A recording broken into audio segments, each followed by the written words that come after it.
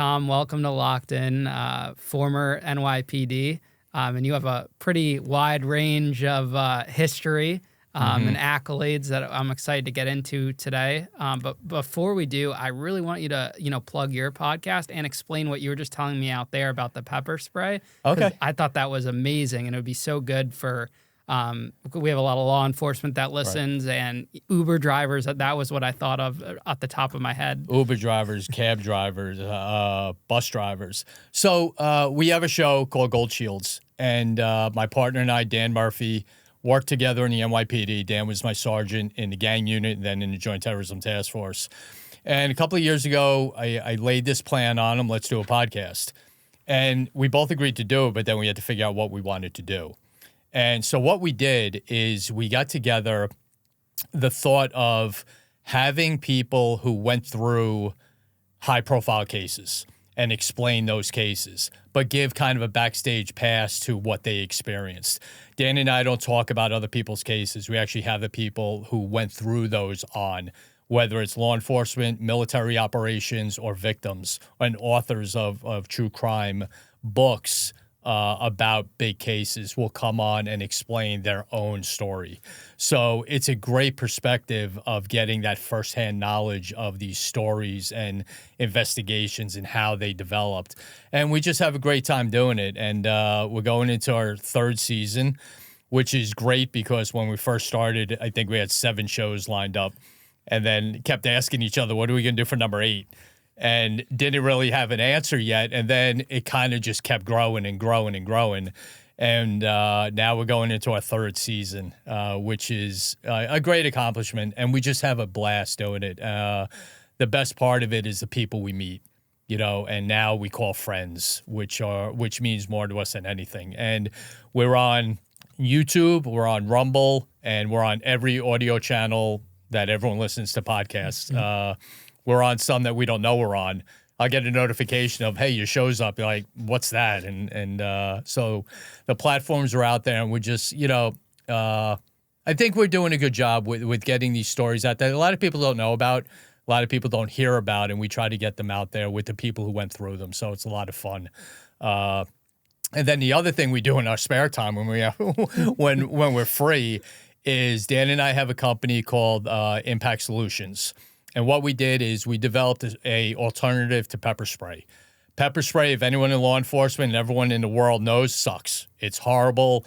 It's hard to use because it gets on you. You can only use it outside. You can't use it inside or else you're going to smother yourself. And, the one thing we thought of was cops need another tool on their body that's actually going to work. We actually have the opportunity to talk to cops all over this country now with the business, and no one uses it. There's departments that don't even issue it anymore because they won't use it. And we thought that was insane that cops need, an alternative when they're facing a perp that this will work perfectly. But what this does is the complete opposite of pepper spray. So there's no cross-contamination whatsoever. If anyone knows pepper spray in the law enforcement world is once you spray that person, you have to kind of wait till it dissipates a little before you jump on them or it's going to get all over you. Our spray does not do that. You can spray this person right in the eyes and jump right on him and nothing is getting on you. There's no cross-contamination whatsoever. And that's a big deal because you don't want to waste time waiting for something to, occur or work. Ours is immediate. It is an extreme eye irritant. Spray it in their eyes and you cannot open your eyes. It burns like crazy. And, you take a perp's eyes away from them, can't see where you are. You have to do what you got to do. You get them down and you get them cuffed. And the other thing is there's no impact on your respiratory system. With the advent of body cams today, the last thing any cop on the street wants to hear is a perp saying they can't breathe. You don't want that on your body cam, hearing it, whatever. Ours eliminates that totally. There's no problem with your respiratory system when using impact. And the 2 other big parts about this is, 3, sorry. You can use it anywhere. You can use it in a car, in a stairwell, in an elevator, and there's no blowback. Nothing's getting on you. The only person affected by it is the person you're spraying. And then nitrogen-propelled bottles, so the distance is a targeted stream right at their eyes. which, is big in the private world. People wanting to protect themselves. It's available to the public and it's available to law enforcement. So that's a big deal for them. And on the law enforcement side, you get a half a bottle of water. Once the person is under control, you pour it over their eyes and wipe it away and it's gone. And you are completely back to normal with no issues whatsoever within a minute. Which anyone who's used pepper spray on a perp and sit in the hospital for an hour and a half while they're screaming and yelling that their eyes burn and they can't breathe understands how big an impact this part of it is. And the other great thing on the law enforcement side and the private side is it's armed with a invisible UV dye marker. So you can spray them and get out of that area if you're jogging, if you're walking, call 911 and they can come identify him with a black light. He'll be covered in a UV dye and we'll never know it. Wow. He can get it out of his eyes, that's fine, but it's going to be all over his neck and down his face and everything, so they can be identified that way. And in crowd controls, large crowd controls, you have those agitators that are out there that you sometimes can't get to. This will identify them. Wow. I feel like this is like something that would be great on Shark Tank. Have you guys ever pitched it on there? We thought about it for a while. We've actually had that suggestion a couple of times, but right now we're doing good. We're in a lot of different states. A lot of departments are testing it right now. We're a big presence in Texas right now with departments switching over to it. And we have so many others lined up, with personal demonstrations that we're going to do, because there's nothing like seeing it. You can watch a video and you can listen to me talk about it all day. When we do this in front of people, they're blown away. They can't believe how it works because they haven't seen anything like it before. And a lot of times we'll intentionally do it inside. And people are like, no, we can't do it in here. We got to go outside. We're like, no, that's the point. We're doing it right here. And the only thing you'll do is smell. It smells like salt and vinegar potato chips. That's it. And they cannot believe it. I've done demonstrations and I like freaking people out a little bit. So I'll do two separate things. I'll spray the person and walk up to them and actually wipe it off their face and wipe it on my face and I'm fine. Wow. There's no effect on me whatsoever. And one time I didn't do that for some reason. And there was a garbage can right next to me. So I emptied a can in the garbage can and then stuck my head in the garbage can. And I was fine. And people were laughing and couldn't believe that actually occurred and then see the effects of it. And they're just blown away by it. And it's really taken off. And our website is carryimpact.com. And you can order right on there. We're actually coming out with we have 3 different bottles. It's kind of a small, medium, and large is what they are. MK3, 4, and 9. But we're going to be having our keychain soon. Oh, that's perfect. Which is going to be a big, big deal. They're designed, they're approved, they're ready. We're just waiting for them to arrive in our hands. Yeah, there's so many women that carry the little pepper spray, right. like keychain one, the old kind, Yep. not your brand, or in their purse. I was in an Uber in Tennessee yesterday, and the woman carries a knife next to her on the left. Yeah. So this is perfect. It's great, and when we start talking about it, and we talk about the keychain, so many women will talk to us and say they have pepper spray, but they won't use it. They carry it, but they're afraid to use it because they don't want it affecting them, which makes that situation 10 times worse. Now you're affected by your own spray, and it just makes a dangerous situation even worse, and ours just eliminates that altogether. And this is a great stocking stuffer. Christmas yes, is coming up. Very much, yep. And, we're involved in a lot of organizations as well. One of our organizations that we're heavily into on Gold Shields is Wheelchairs for Warriors. And Wheelchairs for Warriors provides wheelchairs to disabled vets and law enforcement first responders. If they need a wheelchair because of a disability, they provide a wheelchair. So we came to an agreement with them that each wheelchair being made right now will be with a can of Impact attached to each wheelchair. That's awesome. So we're very happy that we got that done in that deal. And Crystal Larimore is an amazing, she runs it. It's a really special organization to us. Are you guys in stores too, or is it just online? We're kind of it's online right now. I think the keychains is when we're going to really branch out into, online stores and all that and get it out there. We've had a couple of interests in it, which we're just, kind of dotting T's and crossing, dotting the I's, crossing T's to see where it's going to end up in what store. So do you think you would have started this business if you weren't in law enforcement? No, absolutely not. And the reason we did it was in 50 years between me and Danny combined, 50 years in the NYPD, neither one of us ever used our pepper spray, ever. I never even thought about using it because of how horrible it was.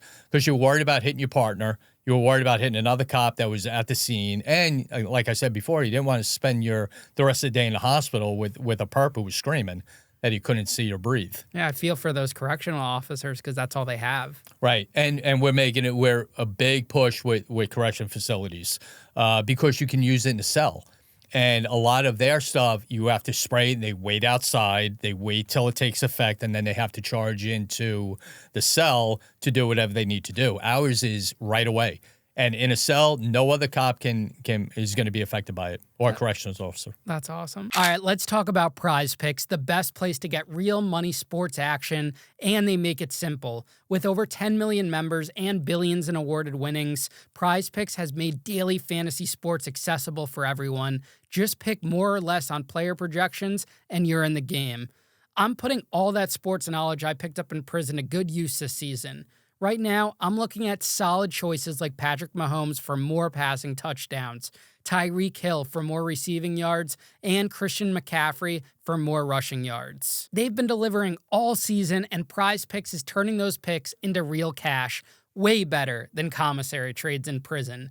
One of the best features, Prize Picks has an injury insurance policy, so if a player leaves in the first half, your lineup stays live, and when my picks hit, cashing out is quick and easy. I've gotten my money in as fast as 15 minutes. It's just smooth, straightforward action all season long. If you're ready to give it a try, download Prize Picks and use code IANBICK to get $50 instantly after you play your first $5 lineup. That's code IANBICK for an easy $50 bonus. Jump in the game, grab your phone right now or after this episode, and get ready to cash in by downloading Prize Picks and using code IANBICK to get $50 instantly after you play your first $5 lineup. That's code IANBICK for an instant $50 bonus. Prize Picks, run your game. Now let's get back into today's episode. So did you grow up in New York? Yes, I did. I was born in Washington Heights and Inwood in Upper Manhattan. My dad was a NYPD detective, so I grew up in that world. And then we left the city when he retired and moved upstate to New York. What was that like growing up, the son of an NYPD detective? You had to be careful because, I have 4 older sisters and me. And my dad, when we lived in the city, knew everybody, knew everyone. And you know what? And my sisters and I always talked while we were growing up that the biggest thing, and we never really got in trouble. We never did because you didn't want to embarrass dad. If you did something wrong and bad, a cop was going to show up and we knew he was going to know our dad. It was just, he was that guy, in Manhattan and in the Bronx. And that's where my sisters would hang out. So you just didn't get in trouble. And you couldn't lie. It was the one thing, nope, not a shot in hell. Nothing was getting by him. And he would tell you that. Listen, you could go rob a bank. Just don't lie to me. And that was his rule. And that was our rule growing up. Whatever happened can get worked out.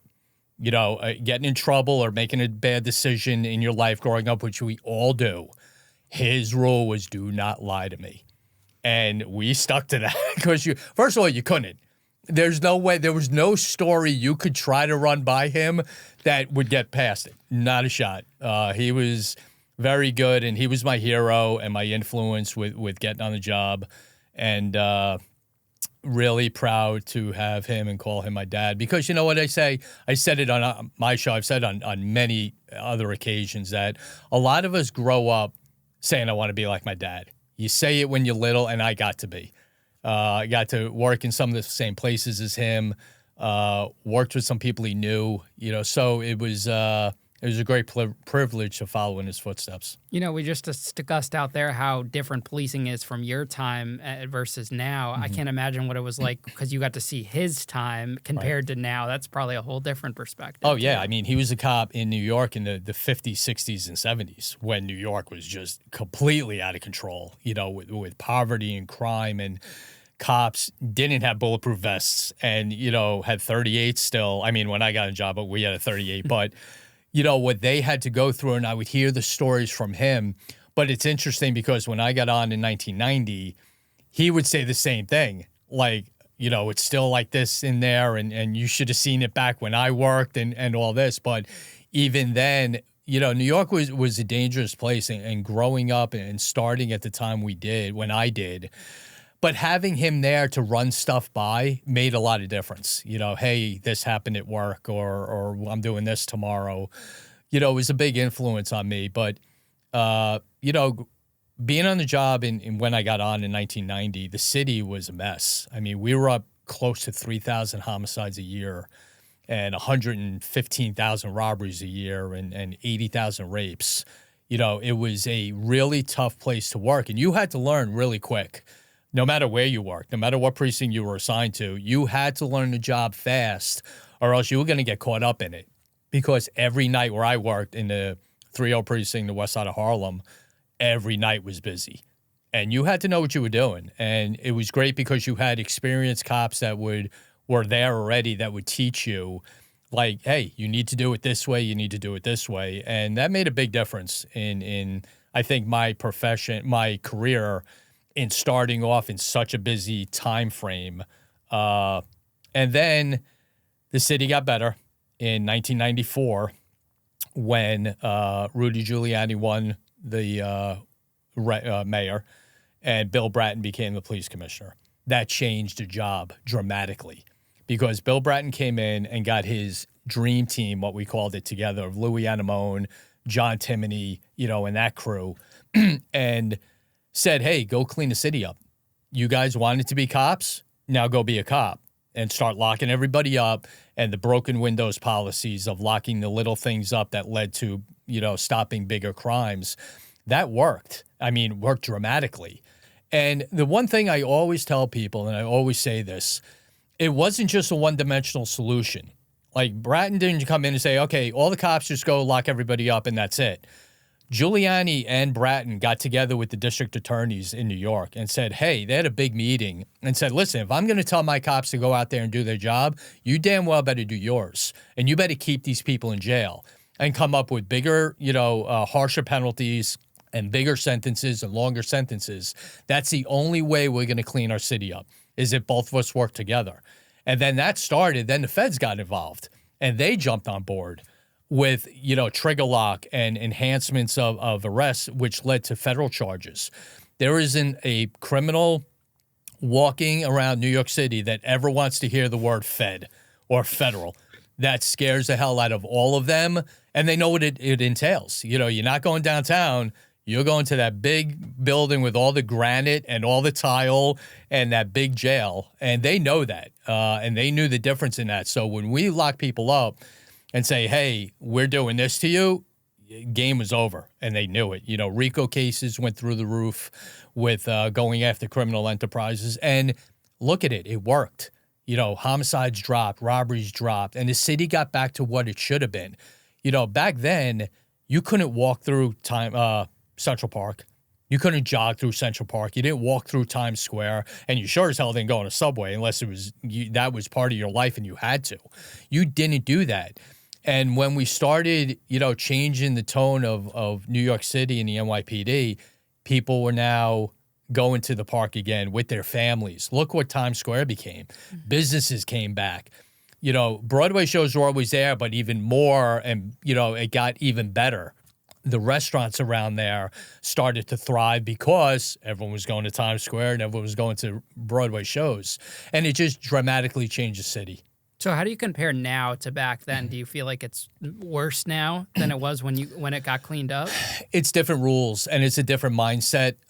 Yes, the homicides of what we had to deal with are dramatically down, but I think what's different is the environment of policing. I think is dramatically different.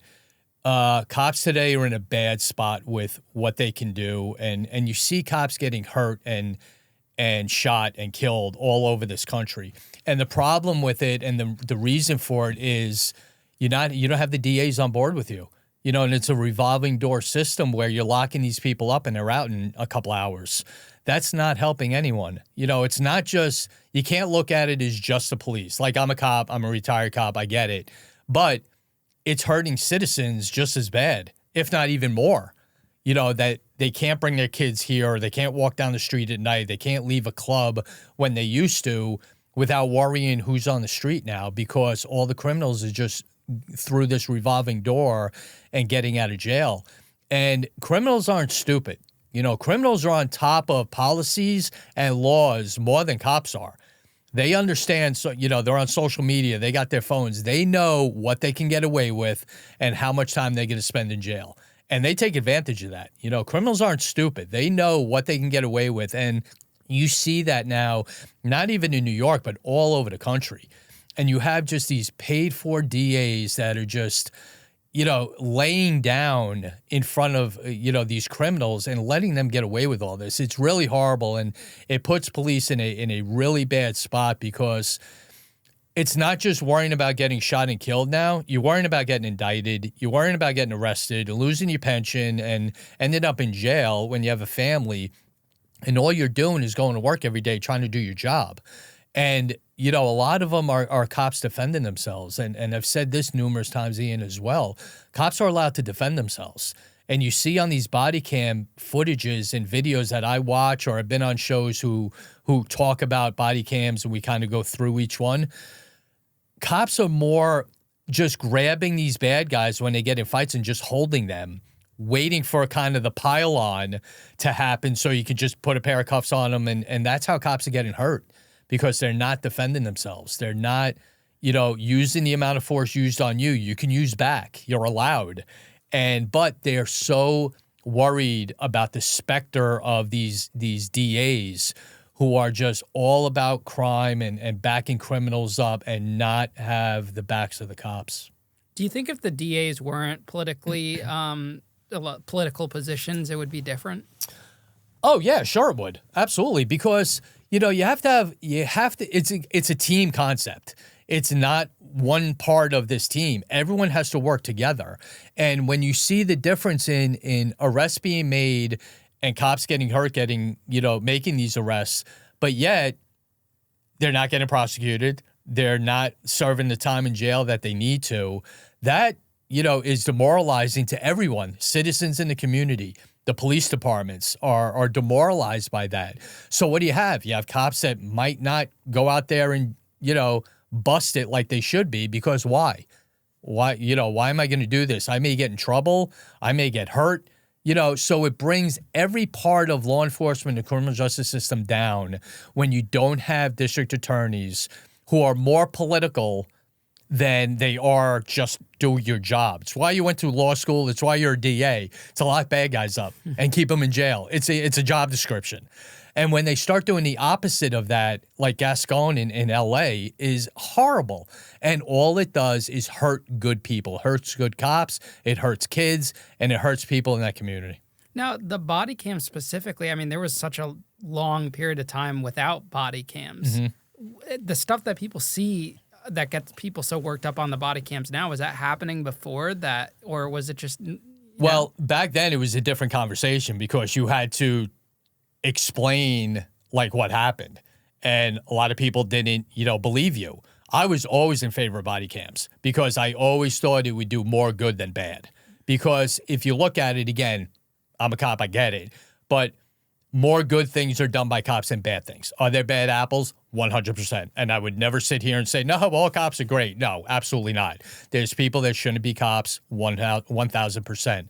But I always thought that body cams would help cops more than hurt them. And that is the case. That's definitely the case. Because people start to realize how fast things happen, how it's not just one snapshot. A lot of times you see that with, when body cams first came out, you saw one part of an arrest. Oh my God, look what that cop did. Hold on, let's back the tape up 15 minutes and leading up to that. And that's what you're able to do today. More people are understanding how tough this job is, how fast things happen, and how much danger cops are in. Yeah, I think that's like social media is almost weaponized to cut up those clips and not get the full component out. Absolutely. Or they can alter the clip, or they could do different things. Like there's a lot of times I'll see things that it's just a segment of that. Mm-hmm. That's like a clip from a podcast. It's the same thing could be applied to a body cam. Absolutely. And AI today, God, what could be done with that? With what people are saying in statements that are made that aren't really made, that gets into a dangerous spot. And, that's why I'm always in the belief of police departments, when there's a questionable arrest, shooting, whatever, get that footage out quick. Don't let someone have the time to manipulate it. Get it out there during a press conference and get in front of it. And I think they do that for the most part because, like I said, it's doing more good than bad. Yeah, I think they did that with that officer that got hired and then shot the woman, but he had gotten fired from a different police department, Sean something. With the water? With the boiling water? Yeah, with the boiling that water. Horrible. They put that out right away before anyone else got that, right. And they made the arrest and took care of that. And they should have, because that was... there wasn't really one thing right about that. Not one thing. Yeah. That was a bad situation and a problem for him. And you know what? Cops have to be held accountable, with what they do. And I think they are. Nowadays, you have to be responsible for what you have in front of you and what your job is. The responsibility is enormous of what cops go through. And if you make a mistake, you have to be held accountable for it. Because if you're not, it affects everybody else. And I've said it forever, that's why being a cop's a tough job, because you can have an event or an arrest in New York and it's affecting a cop in California in a totally different department, totally different time zone and job description. But people see that and it resonates throughout the country. And that's why, for the most part, you want, all the time, you want your cops doing the right thing. Absolutely. How long did it take you to move up in the ranks in the NYPD? I started in 1990. And I was only in uniform for about 3 years. Is that normal? It was a little quicker than most. There were some people right around the same time frame that went into like a plainclothes unit in the precinct called anti-crime, and we handled all the gun runs and shootings and all that. And then I got promoted 7 years after getting on the job to detective, which at the time was right around the right time, maybe a little earlier than some others, but being a detective is all I wanted to be. I didn't want to be a sergeant. I didn't want to be a lieutenant. I didn't want to be any of that. My dad was a detective. I grew up with that. That's what I wanted to be. And, when I got that gold shield in 1997, it meant a lot. And, I took it serious. And, and then just, what it was, I always had a goal of what I wanted to do on the job or where I wanted to go. Narcotics was probably the most fun I had. And people, I say fun and people look at me like, wait, how is that fun? Definition fun in the police department is different than just a regular person. Doing search warrants and doing long-term cases with getting drug dealers and all that was a great time. And I had an incredible team that I worked with. My partner, was obviously part of that team, but we had a very active team, did a lot of long-term cases, and it just made it, it made it fun. And then the gang unit, and then the robbery squad in the Bronx, and then 9/11 happened, and 9/11 changed my entire career. I would have been very happy. My goal was to get to like a homicide team. That was what I wanted, whether in Manhattan North or the Bronx. That was my entire goal in my career. I would have been happy with that, but then 9/11 happened. And right after 9/11, I was asked to go to the FBI's Joint Terrorism Task Force, which is where I spent the last 17 years of my career. And spending 17 years in JTTF was a long time. There were only a handful of us that had that amount of time in the task force. But we got to do things that the average detective didn't do. The cases we worked on, the kind of freedoms of traveling around the world, is what I got to experience. And, you know, a lot of times you'd end up in one part of the world and you sit in your hotel room and kind of laugh going, I'm a detective. What am I doing here? You know, you're talking to people, you're briefing people from the White House, from the State Department, from the Pentagon. You know, so you had to be on your game down there. And you had to kind of raise your game a little once we got down there after 9/11 and who we were going after. How does someone get recruited to a task force like that? Mine was you know, back then it was all word of mouth and it was all recommendations back then. And then JTTF got into like an application process and all that. But right after 9/11, it was just all hands on deck of who knew who. I happened to make a phone call to a former sergeant of mine that we had a case or something with a juvenile, and we had a question about it. So I knew a former Sergeant Mike Rodriguez who worked with us in the 3-0, and I knew ran one of the juvenile units in the city. So I called him to ask him a question. And again, this was a couple of weeks after September 11th. And I call him, I'm like, hey, Mike, you know, talk to him for a little bit. And he immediately cuts me off. I don't even ask the question I wanted to ask him. And he goes, hey, where are you? I said, I'm in the 5-2 Ram. You know, what's up? He goes, all right, meet me down in front of 26 Fed tomorrow. I'm going to hand you a big, you know, packet, fill it out, get it back to me, and get down to the task force. And I went, oh, okay. And that's how I got picked up down there. I met him. He gave me a national security packet, which was part of our background check that we needed, you know, the clearance levels to go down there. I felt it was like 4 or 5 inches thick. I had to fill out, filled it out, got an interview, and then, you know, a group of us got picked up afterwards. Did you ever think you would go back to your regular detective job? Or no. You knew that was it? That was it. Okay. Because, you know, in the NYPD, JTTF was it.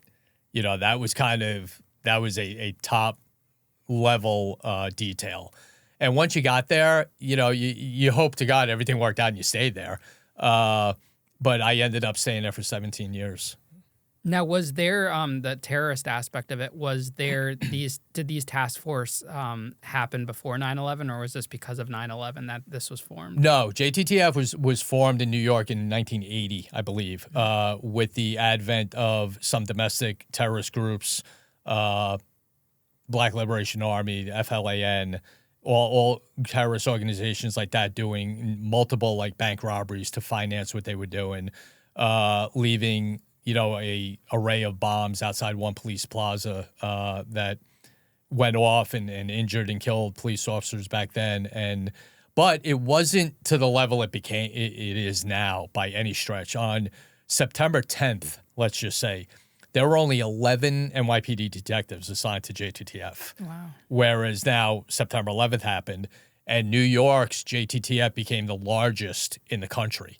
We had over, I think, 65 different agencies assigned to the task force. We had 3 different branches. We had a domestic branch, an international branch, and an intel branch. So we were enormous. And it worked. And it was a great functioning unit with the resources that we had. You know, at any moment, no matter what you were working on, someone was there that could help you out, whether Postal Service, international stuff. It was a great place to work because it was like a candy store. You know, you were doing these cases that, again, weren't average just NYPD detective cases. These were international cases that people want to blow the world up. And the one thing we never wanted was another 9/11. So you worked really hard and used all the resources we had to get done what we had to get done. Does every major city contribute to this task force, like detectives? There's each field office in the FBI has a JTTF. The size of them vary dramatically. Like I said, you know, what we have in New York, you're not going to have in, you know, an office in Nebraska. You know, you're going to have a smaller, you know, unit, but still all doing the same work. You know, so you would, if your case led to a different state or a different city, you would always work hand in hand with that JTTF. Now, what's the difference between you and an actual federal agent? We're still, even if I'm in the Joint Terrorism Task Force, I'm still an NYPD detective. I just have federal authorizations. We get sworn in as deputized federal marshals, which gives us our federal status. So we have the same law enforcement powers as an FBI agent. We're allowed to make an arrest anywhere in the country. We can carry a weapon anywhere in the country. We can carry a weapon on a plane, and our powers, work anywhere, and it's the same level as any federal agent. And what was the benefit for these federal agencies to recruit this? Were they numbered? Did they not have enough staff on the federal agent level that they needed task force like this? Yeah, you need task forces because how these cases work and like I said, the amount of resources you need to do these cases, because you could get into a terrorism finance case.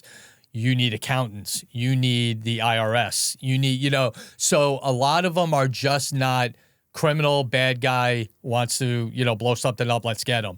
A lot of them are very complex cases that you need multiple agencies to be involved in getting them, because the goal is to get them, and lock them up and keep them in jail.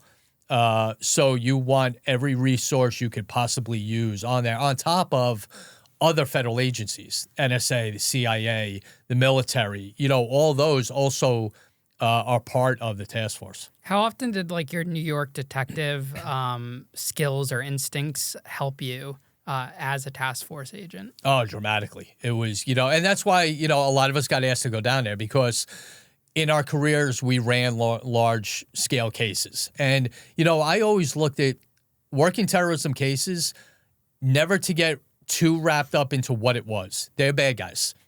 Build the case, just like you would in narcotics. Yes, different mindset, different kind of mission that you need to do, but just kind of keep it the same level and kind of do the same things you would with the bad guy in the Bronx. And a lot of times that worked, but even with that, Ian, you had to use your imagination a lot. You had to think outside the box, because they were, and you had to keep pace with them. And, there are a lot of times you would think of something and go, oh, wow, that was a good idea. But a lot of it, and the length of time doing these cases, you had to be patient, because there was no federal case that was the same as a robbery in the Bronx. I could get a guy in an hour or two. There were cases in JTTF that went on for years, and you had to be patient, and you had to just methodically go from step A to B to C to make sure you got them and kept them in jail and had enough to lock them up for as long as we could, and preventing another 9/11. Was it challenging to not know all of the federal laws and regulations that, say, a federal agent would have been taught versus an NYPD detective? Oh, yeah. And that's why, again, working on a task force was so good, because you had, FBI agents on your team. So a lot of times when you were doing a case, you got partnered up with an FBI agent. So a lot of cases I did as a detective, I would have an FBI partner. So if there was a line that had to be run on the federal level, he took that, or she took that, and did that part of it, which really helped, because it was easier for someone to do it who's done it before, and you learned. You learned a lot of the federal system working in the task force that I might not have known earlier or before. But and even other agencies, and working with them, you got to learn how they worked and tap into them. And then you just got, again, sort of like what I said before about first starting off. You had no choice. You had to learn. There wasn't kind of a learning curve. We got thrown in this immediately, and you had to learn real quick what was going on. Now, do these agencies actually in real life work well together? Because in movies and TV shows, you see the classic, there's a bank robbery and the FBI or the feds show up and the state's like, oh, what the fuck, Yeah, before 9/11, there was an enormous problem, which led to 9/11. Communications and information sharing. Whose ball was it? I'm going to be the hero. It's my ball. You can't play. That, we saw the result of that. So when we got down there, things were rough in the beginning with the FBI trusting the NYPD. We were new. We were the new kids on the block and aggressive as hell. There's a big difference between the mindset of an NYPD detective going after someone not to blow our city up again and a federal agent. There's a big difference. So that had to get worked out. But communications, I think, got better. because they saw the results of it not working. And when you didn't do it right and didn't share information, 9/11 happened. And that couldn't happen again. So there is headbutting a lot. I'm not going to say there's not. It's a interesting sandbox when you get multiple agencies in the same room trying to come up with an idea how to get someone. Oh, it gets interesting, and it gets fired up, and it gets heated. And not because it's kind of not because they want to be the heroes anymore. It's just they have their own kind of line of their mission, and they want to make sure they are involved with that part. So I think it's a lot better today than it used to be, for sure. Was that more so at like the higher level positions? Like say someone like you and a regular agent in a room, are you guys like going back and forth? Oh, that could happen. Oh, yeah. Yeah. Okay. It certainly happened because, listen, I was very, very aggressive, in the way I worked. If I had something, if I had a case, I went just all for it. I didn't, I stayed at work late. I didn't eat. I didn't go home. That was just the way I worked. And I worked that way in narcotics, and I worked that way, in doing a homicide case or whatever. And sometimes you would get that, oh, wait, it's 5 o'clock. It's time to go home. No, we're not going home. We're doing this. So there were some discussions like that, or I was very into the face-to-face meetings. I hated phone calls. I hated Zoom calls or whatever. There's nothing like sitting in front of people you're working with. So if we had something going on in California, hey, let's go. We're getting on a plane and going. Oh, no, we don't need to do that. Yes, we do. Because I just think it worked better. You got a better understanding of who you were working with, and information got shared a lot better in person than over a computer. I just had an ex-Homeland Security agent on the show, and he was saying he loved working with task force officers. It was easier to work with. They were harder workers, and there was a lot of different dynamics to running investigations with them. Yeah, and that's the dynamic. That's the special dynamic of, cops and agents. Cops and agents are different. Their mindsets are different. Their missions are different, and our experiences are different. I could have 22, at the time, whatever years, doing what we did on the street with long-term cases, getting in shootouts, all that. And now you're working with a kid out of Quantico that's been an agent for 2.5 years. But I'm an FBI agent, so you're going to listen. No, we're going to try it this way. So that was you. And most of the time, the majority of the time, the respect level was there. We never got, and like I said, traveling around the world, I was in 18 different countries, doing terrorism investigations. And when they hear it's an NYPD detective, it's a different thought because they know the experience we have. And we accepted that and we took it serious. And it was a heavy burden to have, but we took that because that's who we are. We've been called the world's police, over and over again. And when you walk into that room and you have a group of people from a security agency from another country going, who's the detective? Oh, I am. Okay, you sit here. That means a lot. And you have to be on your game when that gets presented to you. Yeah, did those local police agencies in other countries taking more of a liking to you because you weren't like the higher official federal agent? Oh, yeah. Listen, I played that to my advantage all the time. You know how many times I showed up somewhere and literally went, no, I'm not with them. I'm not one of them. I'm just a cop. They love that. I did that all the time. Hey, no, I'm a cop.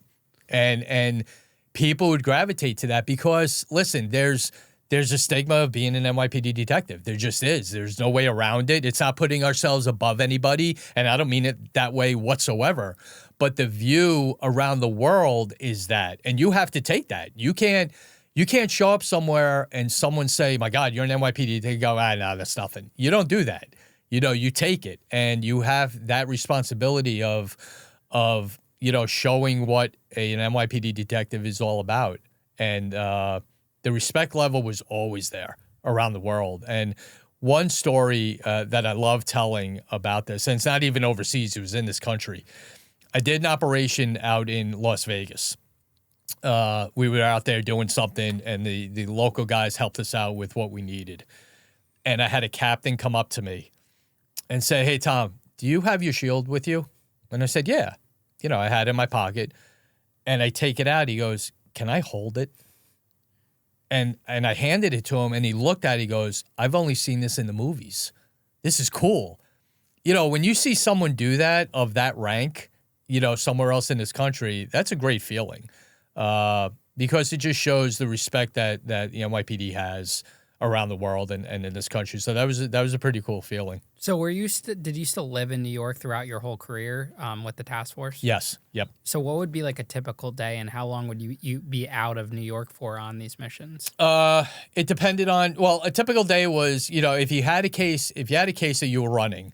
See, I had about an hour and a half on a good day commute into the city every day. So my mornings, like driving into work, were all my phone calls. Anyone I had to touch base with in the case I was running, I would do on my way into work, because then I got to my desk and everything was, okay, let's go. And that was my morning. I would just spend it on the phone with whoever I needed to touch base with. And then it depended on what was going on. If you had to travel a lot of the trips, it depends on what you were doing. A lot of them, if they were meetings, were 3 or 4 days. I was down in D.C. a lot because of one investigation I was running, that I was down there a lot. I mean, I would leave almost every other Sunday night, be there for Monday, come home Wednesday. I was doing that a lot. So, but if you were doing like a surveillance, or you were doing some sort of undercover operation that involved either an undercover agent or source, that could take longer. One extremely long case, I was in Afghanistan for 3 months doing a kidnapping case of a New York Times reporter. So that was a long one. So that would be considered a terrorist case when they're kidnapped like that? Yes, because he was kidnapped by a Al-Qaeda affiliated group. And he lived in New York. He lived in Manhattan. So it became our case on our team. And myself and one of the other agents on the team were assigned to it. And, it happened in Afghanistan. So we were actually tasked to get him home. I was in the middle of doing the case I mentioned before, a very large case that I was running that was hitting a lot of parts of the world, and got asked, "Hey, can you put that on hold? We have to do this kidnapping." And of course I said yes. That was a no-brainer. And that was the biggest case probably I ran, being in Afghanistan. It was the most dangerous. And you had to, again, it was a different mindset. Because Jimmy went to Afghanistan first, and that's the way we broke it up. We had a meeting when it happened and said, okay, how we kind of divide and conquer. He was set to go out there first, and I was here getting all the agencies lined up of who we needed. The agency, NSA, the military, a whole host of agencies that we needed to be on one team to try to locate him and get him home.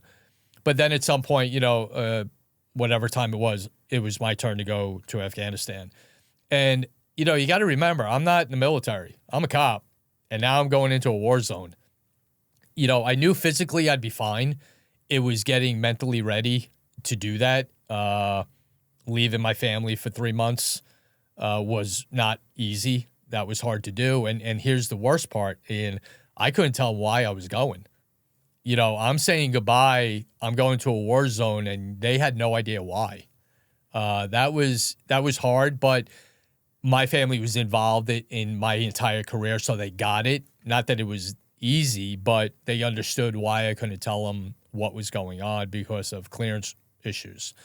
But going there was a different mindset of being kind of militarily ready as a cop to do what we had to do there. We landed on a charter, and you're immediately in a wartime setting, and you're somewhat part of a military view. You're given an M4, you're given a heavy vest, you're given your sidearm, trackers, all that stuff. And, you kind of go, all right, I'm not in the Bronx anymore. But then you just get into doing the case. We were assigned to work with one of the SEAL teams up in Bagram, so we were working with them a lot.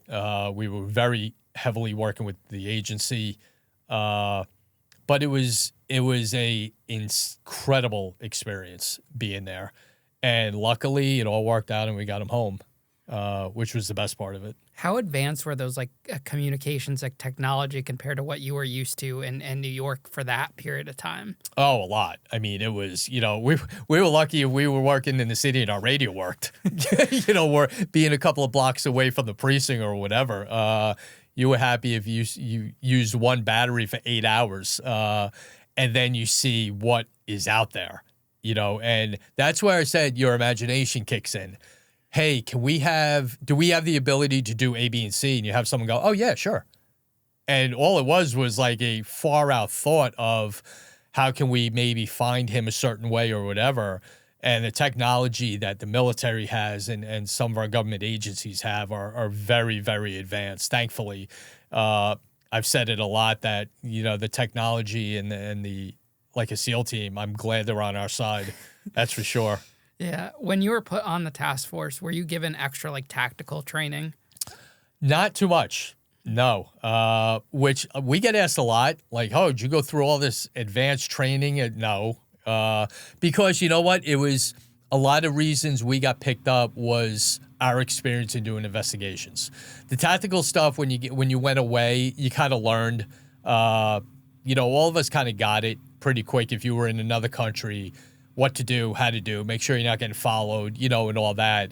Kind of you just got as you traveled more. But a lot of the reasons that we were all picked up was on an investigative level.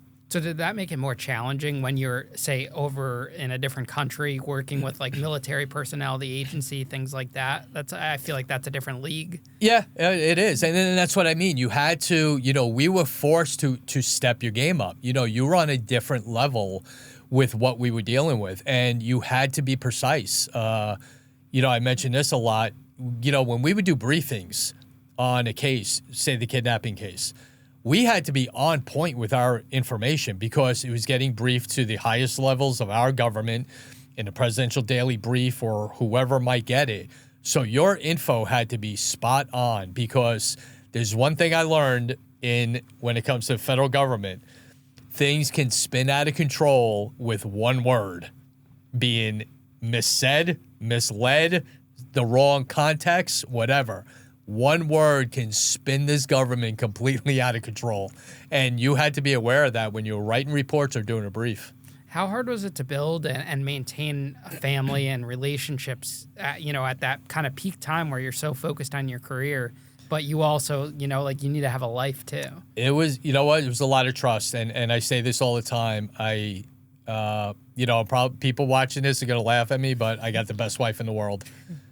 We've been together for 35 years and 3 of the best kids in the world. And it was a lot of trust in what was going on and communication. It was, hey, I will call you every chance I can to make sure I'm okay. And it was just, we communicated as much as we could. When I was on the job before JTTF, my wife was a big part of me not losing my mind.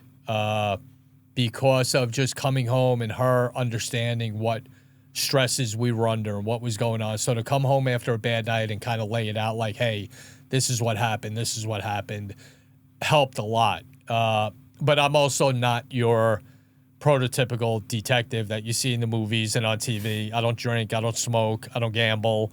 I've been married to the same girl forever. So it's not easy. Are we perfect? Absolutely not. Was everything perfect in the world? No. And anyone who would say that is silly. But it took a lot of trust and a lot of work to just maintain it and be okay and understanding what was going on. And the traveling part, my wife was great with, because she understood the enormity of it and what it was. We weren't going after a crackhead on the corner. And she lived through 9/11, and me going down there, that day. And she understood what the mission of the task force was. So the traveling was tough at times, but most of the time we had enough heads up to kind of plan a trip. There wasn't many that were just like, you need to get on a plane tonight. You know, so there was enough time to kind of schedule out where the kids were at, what we were going to do, and that helped out a lot. Was it hard to receive, like, you know, classified information about, say, a potential threat and not being able to tell everyone? Yeah, I mean, that, especially in the beginning. Once you stay there for a while, no one asked anymore because they understood I wasn't going to be able to talk anymore. My dad, while he was alive, would try his best to get stuff out of me. But anyone watching, you know, cops tell stories. You know, cops tell great stories. And before the task force, it was story at a family function or holidays. What happened this? What happened with that? And you would just talk and talk and talk and talk. But after being on the task force for a while, everyone kind of realized I wasn't going to. So the questions were, hey, you okay? Everything good? You're busy? Yeah. Are you going away? Yeah. Like, there were times that I would go to Florida and tell my wife I was in California, you know, or I'd be in Oklahoma and tell her I was in, you know, Indiana. You know, I did that a lot because, A, she didn't need to know where I was, and it protected her for, you know, any other questionings that would come up of where I am, you know, so she wouldn't have to lie. The only place she really knew where I was, obviously, was Afghanistan. That would have been hard to hide for 3 months. But like I said, she didn't know why I was there, which, you know, I couldn't imagine, you know, getting in her brain what that was like. And probably over the 3 months, there was one time frame that we had to go down to Kandahar, which is the southern part of Afghanistan. And we knew at the time there was a good amount of fighting down there, and the cell service was horrible. So that was a tough one with, hey, you know, you may not hear from me for 3 or 4 days. That was probably the roughest part of the 3 months while we were down there, you know, dealing with the source that I developed, which is another funny story. But let's hear that one. When I got over there, like I said before, during this, I tried to look at each case as just a case. What would I do in narcotics? What would I do in a robbery squad? And while I was heading over to Afghanistan, I was thinking, okay, now it's mine. You know, Jim was there, did his thing. Now this is my ball game. And I said, the number one thing I need is a source. I need someone on the ground. I'm not from Afghanistan. I need to have someone who knows what's going on over there. So I got together with the agency, and they had a couple of suggestions of, okay, we can use this guy, we can use this guy. And I went, okay, I don't want any of them because I don't trust a terrorist. I trust a criminal. As weird as that is, I trust a criminal more than a terrorist. I said, I want to know who your worst criminal in this country is. And they kind of looked at me and smirked a little bit. And I said, that's who I want. And they go, well, we kind of have one. I said, okay, cool. Let's hook it up. That's who I want. My source ended up being the largest #1 heroin dealer in the entire country. He was my source. And he didn't get along great with the agency.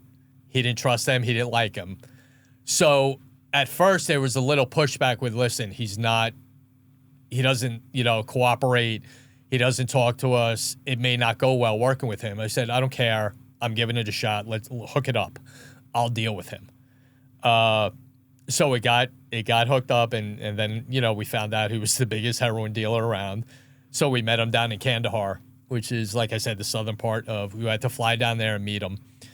And when we met him, it was a scene out of a movie, and it was so cheesy that if you made it that scene a movie, people would have laughed at it. We're standing on the side of the road outside one of the military bases down there, and on the road, you see all the SUVs and all the dust and all the smoke. And again, it was like a cheesy scene of, here comes the bad guy. But that's what it was. And he shows up in his entourage of like 5 or 7 SUVs. And he gets out, and we talk to him. And he went to school in Chicago. I mean, so his English is perfect. He knows where we're from. I mean, you know, but what did I do with him? I told him right away, I'm not one of them. I'm a cop. And, you know, we sat down and we pick a location that we're going to go meet outside. We weren't going to sit on the side of the road and talk. And we end up driving down the road. And this was an important story. And I'll get to why, another crazy part of this in a couple of minutes. But Jimmy and I made a pact. It was a different gym. I had two gyms I worked with. Jimmy and I made a pact. And it was on the route to talk to him that we made this. And we just said to each other, we're not getting kidnapped. No matter what. If we have to, and I don't mean this as a tough guy, I really don't. But if we have to die in a gunfight or whatever, fine. We're not getting tailed hostage and my head cut off on Al Jazeera. That's not happening. So we just shook on it and said, okay, and we had that pact. So while we're driving and we're following his entourage, on either side of our cars, 2 pickup trucks with like 10 guys in each truck pointing AK-47s at us. And we're like, all right, well, I'm glad we just made that pact, Jim. And that was his like security team. And we get to where we got to get to and we sit down and we talk. And Jimmy knew my line, so he didn't take any offense to this. He understood what I was doing. So we sit down in this little hut and he comes out and he sits down and we start going over what I need. And I said to him, listen, I'm not one of him. I'm a cop. I said, I don't give a rat's ass what you do in this country. I'm not here for you. You could sell all the heroin you want. You can go tomorrow and kill 5 people. I don't care. I'm not here for you. I don't care one bit. I need to get this guy home. And that resonated big with him of understand, and he trusts me that I said, and I was serious. I don't care what he did. That wasn't my goal. My goal wasn't to worry about what I needed his information, and he was wired into every part of that country. And that was the part that I needed. And the agency would get pissed off because I would show up to a meeting and go, yeah, he called me. And they go, he called you? He doesn't call us. I go, he doesn't like you. Of course he's not going to call you. And we got along the way we needed to get along. And that was important. And he would get us proof of life videos, which we never had, to make sure the hostage was okay and he was alive and well. We got a couple of those. And then, like I said, it worked out. I can't get into why or how it worked out, but it worked out that we got him out. And he did have a part in that. Was it weird being in a country where, like, a guy like him is able to operate freely and America doesn't really intervene because the end justifies the means? Yeah, and there was a reason for that because of who he was. And not to get into who he was, but there was a reason for that. And if I told you, you'd understand why. There was a reason he was allowed to do that. But it's a lawless place. I mean, people would ask me all the time, what was it like there? And I'd say it's rocks and dirts and bad guys. That was it. That was all that was there. And you when in Rome kind of thing.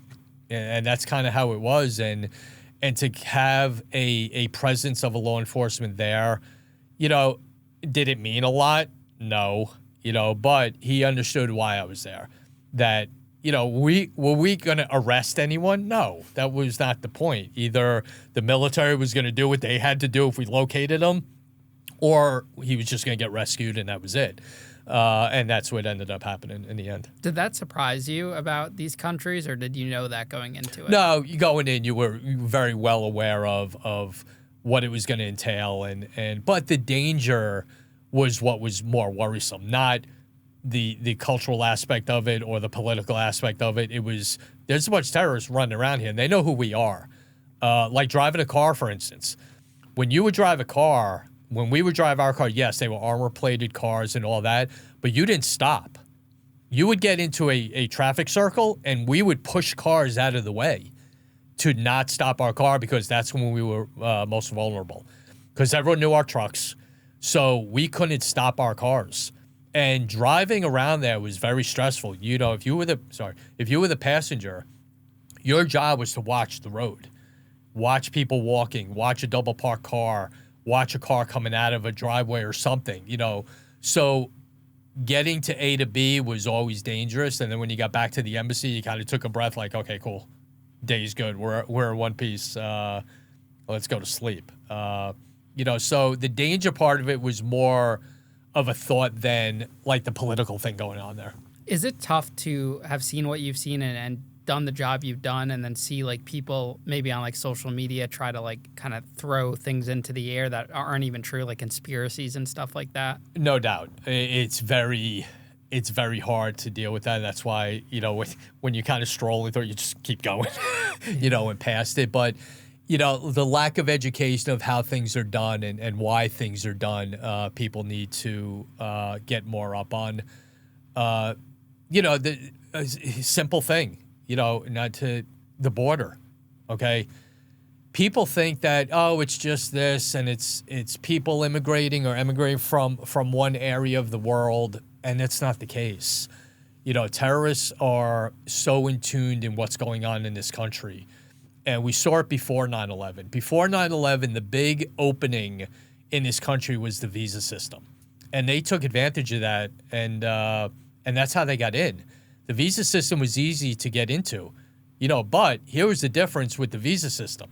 You still had to provide a picture and a name. Everything else could be fake. Your date of birth, where you were going, all that. But they actually would require a picture and a maybe a date of birth or whatever, but your picture was there and a name. Now, terrorists understand that all I need to do is walk across that piece of water and I'm in. Okay. The biggest obstacle that terrorists have is getting in the country. That's their biggest obstacle. Once they're here, planning, strategizing, targeting is easy. Getting in here was always the biggest obstacle to a group of bad guys who wanted to do something here on the terrorist level. Now, what's holding them back? And when you see the numbers of people who are caught on the terror watch list, times that by 2 or 3, that's who got in. You're only catching a small amount. And the small amount isn't even a small amount. It's big. It's a large amount of people who are getting caught on the list. How many people got in? And once they're here, they settle in, they assimilate, they wait for that phone call. And that's the scary part. And then, so when you hear people go, oh, it's not that big of a deal, these people just want to come here and work. I get that. There's many good people who want to take advantage of what's afforded them in this country. I get that, 1,000%. But you also have to include the bad actors who are taking advantage of what's going on.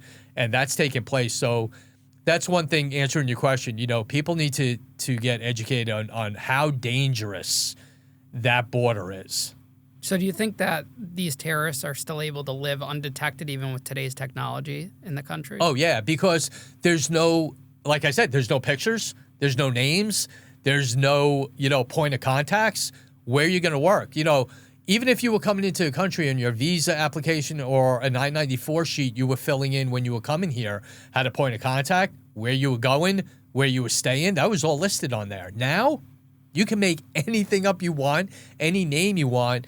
I don't even know, are they taking your picture? Who knows? Even with that can change in an hour, what you look like. So it's to a point now of a real danger level. And now, again, how long have they been here? How long are they strategizing? You hope the powers that be, JTTFs, local departments are lined up and have the resources and sources that are telling them, hey, this group is here, this group is here. And we won't know that until either something bad happens or they lock them up, and we shouldn't know. And I don't want to know. That's their job. And I was in that world, so I understand it. You don't want that information getting out there of how many they're tracking, how many cases are open. You don't want to hear someone behind a podium going, we have 112 open terrorism cases. You don't want to hear that, nor should that be out there. So you don't really know where they're at, but hoping they're on top of it. Well, now there's like domestic terrorism more than ever, like with some of these individuals that aren't from a different country, that are just homegrown in America. Yeah, the homegrown part is dangerous because they're here. And it's the lone wolf theory, and it's either that or one or two guys. And that becomes extremely dangerous because a lot of times the only way you find them out is if they slip up on social media, they goof up, or someone gives them up, and they engage in a conversation that they shouldn't. And we hope for that sometimes. We have experts, thankfully, that are social media gurus that are all over social media looking for keywords and patterns and all stuff like that. So you hope they make a mistake. And a lot of times criminals do.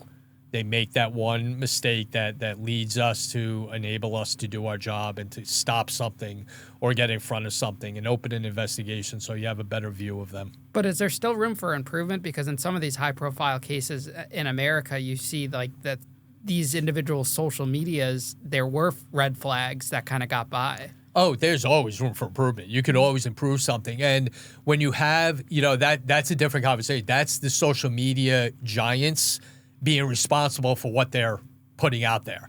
And that needs to be corralled. Yes, you want everyone in this country to have the freedoms of the First Amendment. No doubt about it. That is rock solid in our Constitution, and everyone believes that. But when it gets to a danger level and you have terrorist organizations, documented terrorist organizations putting stuff on social media, that needs to be reported. Where, who, all their info. Now, is all their info bogus and not true? Yes. But there's ways around that. And there's always room for improvement. There's always a next level that we can get to on the technology world and technology level.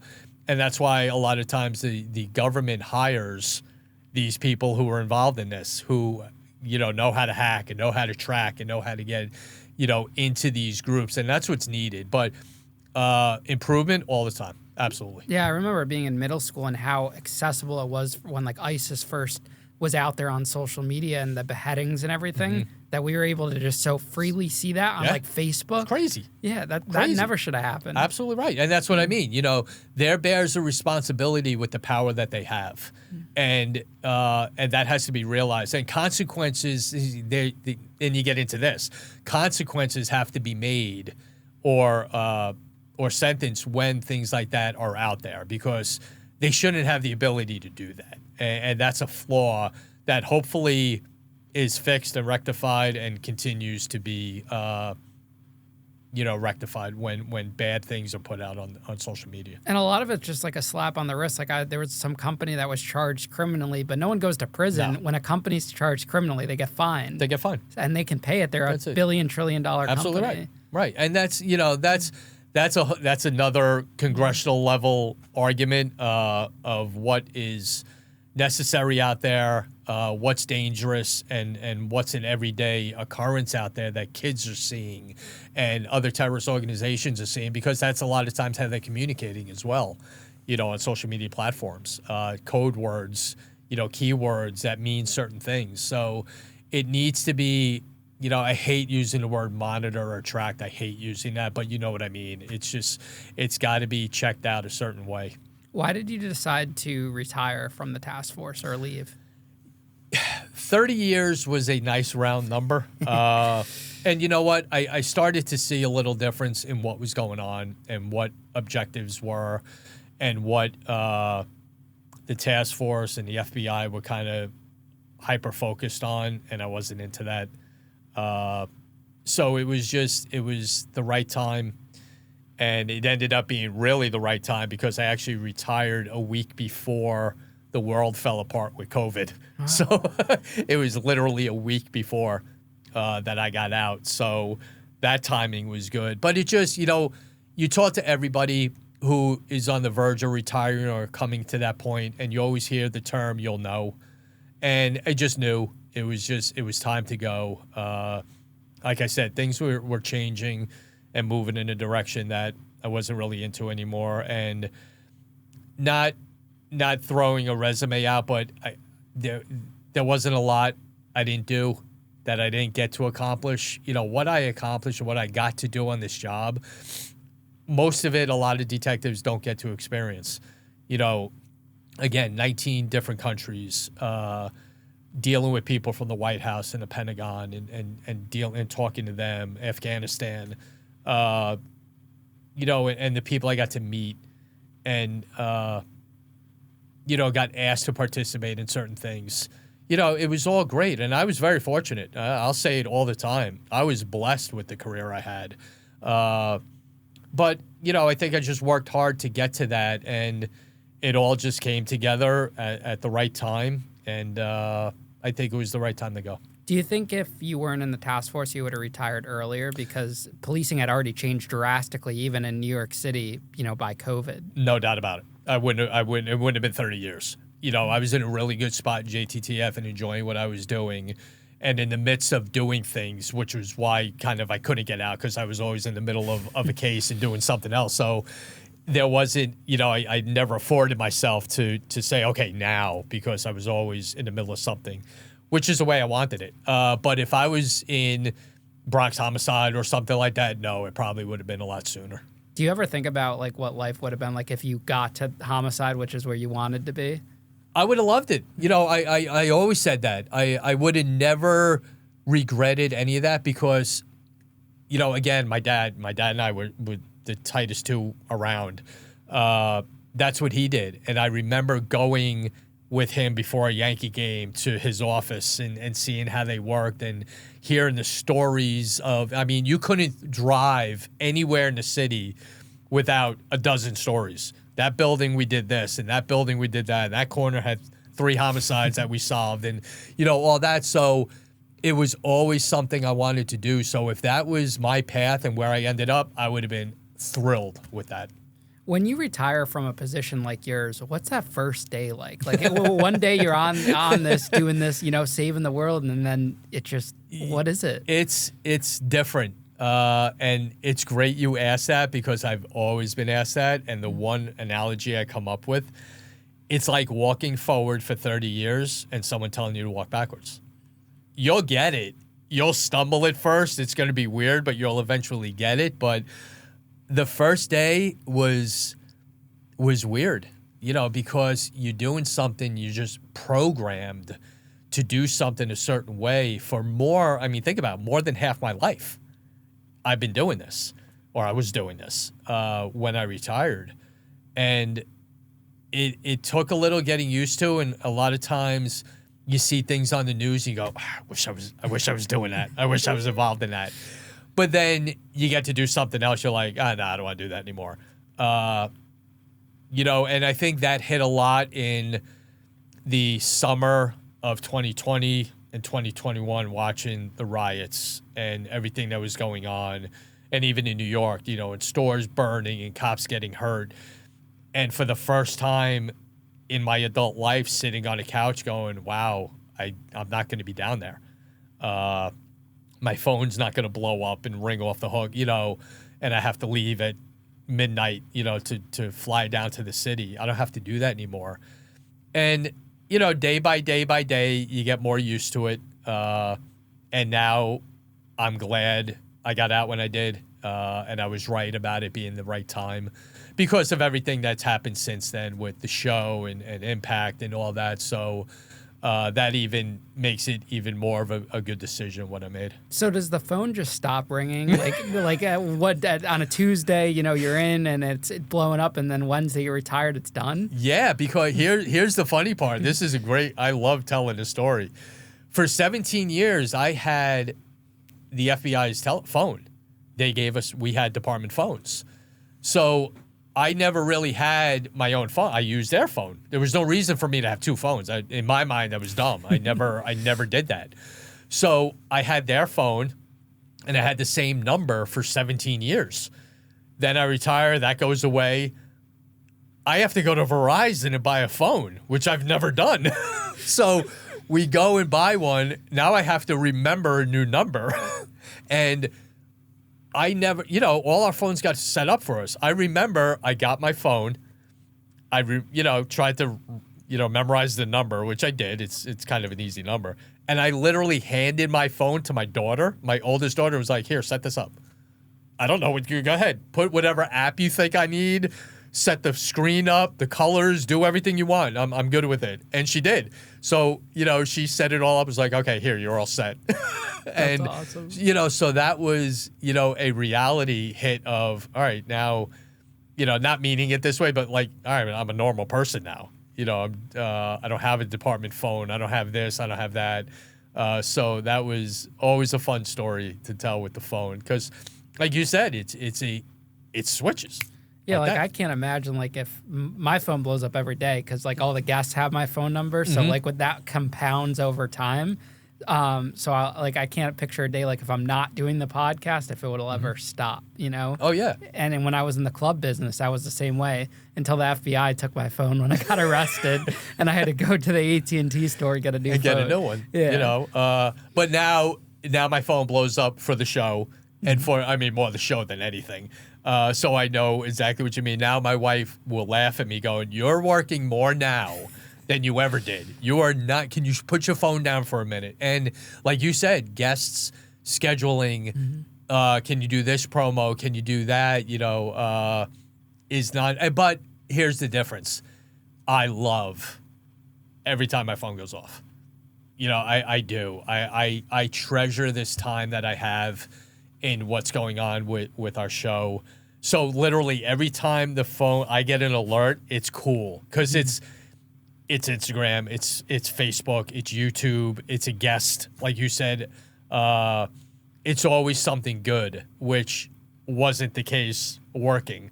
It was, oh God, what am I doing now? What do I got to go do now? Where am I going now? Now it's, you know, a member of SEAL Team 6 going, "Hey, Tommy, give me a call." Cool. All right. You know, that's what I mean. It's getting an email from you. "Hey, be on our show." You know, things like that it's a dramatic difference of what busy is now. It's an enjoyable busy. And, you know, it's so cool to see you have this whole career and then you go and you build a business after. And that's like relatable to the guys that, you know, they lived a life of crime, went to prison or battled addiction. Then they are able to convert that into this too. So at any time in your life, you can build something. Oh, yeah. That's a big part, you know, of our show. We say that all the time. You know, there's another life after this. And I'm going to give her a big plug, you know, if I can. Yeah, of course. Jessica Flores has a show called Next Shift. And I send so many people to her because her whole platform is she was a cop, she got hurt, she got forced off the job. Oh crap, what am I doing? You know, because a lot of us in law enforcement, like me, start off as an 8-year-old wanting to do this job. And that's all you wanted to do. Then you get the opportunity to do it. And like me, following your dad's footsteps or whatever, and there's thousands of those stories, then you get hurt and can't do it anymore. Yeah. And the depression, alcoholism, drug addiction, you know, all that comes into play. And Jess's show gets people from that to your next shift in life, in a job, in this and that. And she's incredible what she does. And I just had a conversation with someone the other day who texted me, "Hey, Tom," who got really banged up and bad, and she was actually inducted into the National Law Enforcement Officers Hall of Fame the same night I was.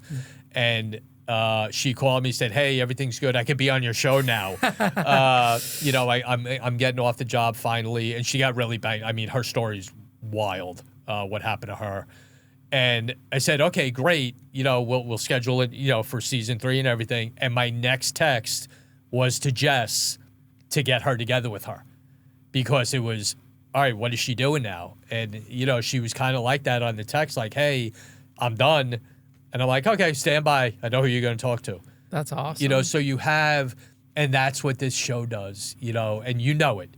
You meet so many people that can help other people and get messages out there and assist others, because sometimes getting off this job is really, really difficult. Yeah, and I think I'm starting to, I think law enforcement is starting to be more comfortable, ex-law enforcement, with coming on the show. Now I'm working on, the judges and the prosecutors, because, they're, when they find out that I was in prison and this and that, they don't get that. Yeah, it's a crime show, and you use that to kind of, push the views up, but it's, it's just different than your average prison YouTube channel or anything like that. And I think that's what I'm trying to get to these professionals. Yeah. And the more that come on, like yourself, I think it helps change that narrative. Oh, I agree. And that's what we do, you know, in our show. You know, there's so many stories out there that no one knows. You know, you might hear a little snippet of it on the news or whatever. And if we're in the position and have the platform to get stories out there, and a big part of why we started this was because of all the negativity that was going on in 2020 and 2021 of law enforcement. You know, you couldn't get anything good, said anywhere. And Danny and I said, there's so many good stories out there of cases that guys worked hard and girls worked hard on and got bad guys and went through hell to do it. Let's get them out there. And like you said before, you just mentioned it, educating people. This is a hard job, and 90% of this country wouldn't do our job for an hour. And they wouldn't. You tell them, okay, good. Take that 40-pound ram, cave that door in, and run into a room. You have no idea what's behind it. Yeah. Go ahead, go do that. And no, I'm not doing that. Us idiots did that. And this idiot did it more because when I was in narcotics, I was the ram guy. So I did that all the time. But that goes to the funny saying I said of fun, but 90% of the people in this country won't do it.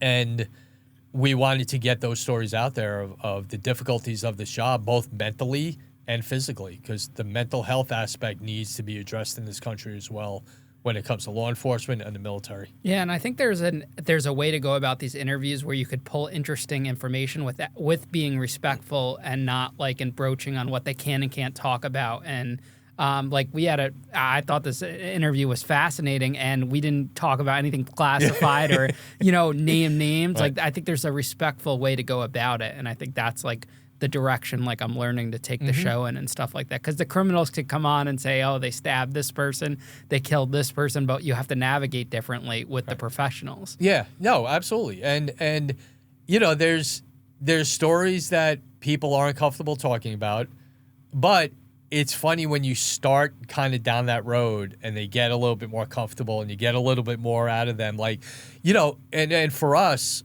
was the mental health issue. We never had a plan to address that on our show. That wasn't like, okay, when we set the show up and launched it, okay, we need to hit this. But what we found was as we were interviewing cops and vets from the military, everyone started talking about that.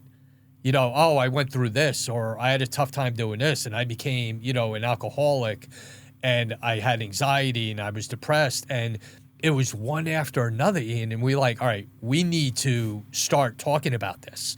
This is a real thing.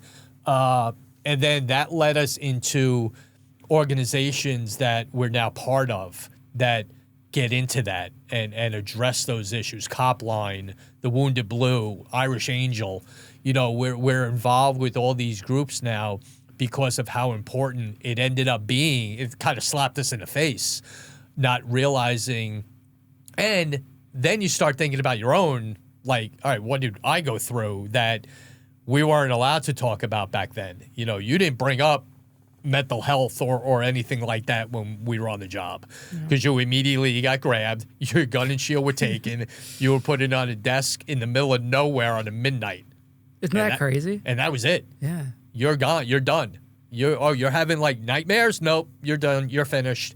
It's wild. And, now there's still a stigma. There's still a barrier that needs to be broke in the law enforcement community with having the resources to reach out to these officers who are going through really, really bad things that lead to problems at home. And, but unfortunately, there's a lot of cops in this country that are scared to death to talk about it because they're worried about their department doing something to them, taking them off the road. So they try to handle it themselves, and some people can and a lot can't. And that's when you get into the dark side of this job. And there is a very dark side to law enforcement. And that's what, we try to bring up and talk about. But there is a really negative, dark side that this job can lead you to. Do you ever see a world where crime doesn't exist to the level that it kind of operates now? No, but I think there's a kind of generational thing. There's times it's going to go down. There's times it goes up. It used to be a pretty solid 20-year cycle of downs and ups and downs and ups. And you see that a little more now. I think, is crime ever going to go away? No, that's not going to happen because there's so many people that just are in the take advantage of world, and I deserve this, and you're not going to stop me from getting this. So I don't think that's going to stop. But I think it can be curbed even more than it is. But like we said in the beginning of this, you need the right people on board to do that. Can it be accomplished? No doubt about it. You can have a society that is sustainable in, yes, are there bad guys? Yes, but it's not here. It's not at the highest level. Like think about it like this. I mentioned to you when I started on this job, there were 2,800 to 3,000 homicides in the city a year. You look at now, people, cops now and administrators now and people that live in New York City are losing their mind that the city's out of control. That's 600 homicides last year. Live 30 years ago in New York City and then have that conversation with me. Things are still okay. The NYPD is doing their job and, keeping crime down. Their numbers opposed to a lot of other big cities in this country are down. And it's because of men and women out there doing their job. And there is a level of the NYPD that has their back. Do other parts of the city, like the DA in Manhattan? No. But that's not going to stop cops from doing their job. And those things change over time. Absolutely too. right. Yeah. Right. That's why you have to continue to do your job, because at some point the right person's going to be in there. Mm-hmm. At some point, people are going to start voting the way they should. I've said this so many times that people need to stop voting on what letters at the end of someone's name. And all you need to do is listen to what these people say. That's all you need to do. And a lot of times it's like, oh God, I don't want that. Yeah, no kidding. Then don't vote for that. All you need to do, and they don't hide it. These really radical people are not hiding the way they are because they want that side to keep voting for them. But it's the other side that just votes because it's that line is what the danger is in this country and where we're at now, because too many people are doing that. And if you just listened for 5 minutes to some of these people talk, your head would blow up like, all right, I can't have that for my family. And then you vote the other way, and you have to start voting of what's right for you, what's right for your family, what's going to keep you safe, what's going to put money in your pocket, all things like that, and stop with the personalities and stop with the identity politics and just vote with what's going to make us better. And that's it. Absolutely. Well, Tom, thank you so much for coming out to Connecticut today to spend your Saturday with me. Absolutely. It was a great blast. Yeah, I had a blast talking to you. I really hope people, support your business. I think it's awesome. Thank you very much. We'll have all the links to everything. Okay. And I should be seeing you soon. Oh, we will. Absolutely will. Awesome. And everyone for you, Gold Shields, Ian's going to be on, so that's a future guest. But thank you so much for the opportunity. It means a lot, when we're involved in what we do, to get asked to do a show like this with you was a privilege. So thank you very much. Thank you. Who would have thought a cop would be saying that to me? Yeah, I told you I'm a different cop. I like it.